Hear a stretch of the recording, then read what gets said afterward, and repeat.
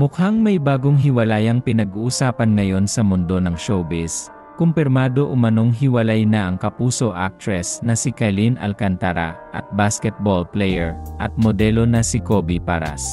Ayon sa isang mapagkakatiwalaang source ng Daily Tribune, kumpirmado ang hiwalayan ng dalawa, ngunit hindi pa raw maaaring isapubliko ang dahilan sa likod nito.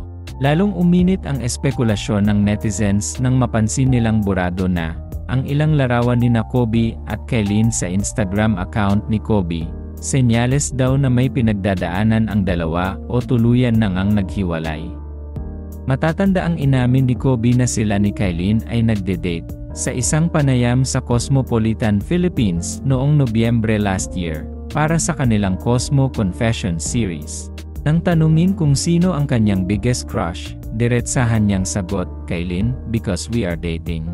Kwento pa niya, early last year nang maramdaman niya ang paghanga kay Kylene. Nang tanungin kung anong katangian ang hinahanap niya sa isang babae, sagot ni Kobe, "Someone who is caring and respectful." Nagsimula ang usap-usapan tungkol sa kanila noong Marso ng nakaraang taon nang mag-comment si Kobe ng dalawang heart-eyed emoji sa Instagram post ni Kylene. Mula roon, spotted na silang magkahawak kamay sa BGC, magkasama sa isang karaoke session kung saan nakaupo pa si Kylene sa kandungan ni Kobe. Ilang buwan matapos nito, nagkasama pa sila sa isang online series. Si Kobe, na anak ng aktres na si Jackie Forster, at PBA legend na si Benji Paras, ay dati ring na-link kay Erica Portunac, anak ni Ina Raimundo. Samantala, si Kylene naman ay galing sa halos 3 taong relasyon kay Maevie Legaspi, anak ni Carmina Villarroel at Zoren Legaspi. Ngayon, si Maevie ay naugnay na sa aktres na si Ashley Ortega.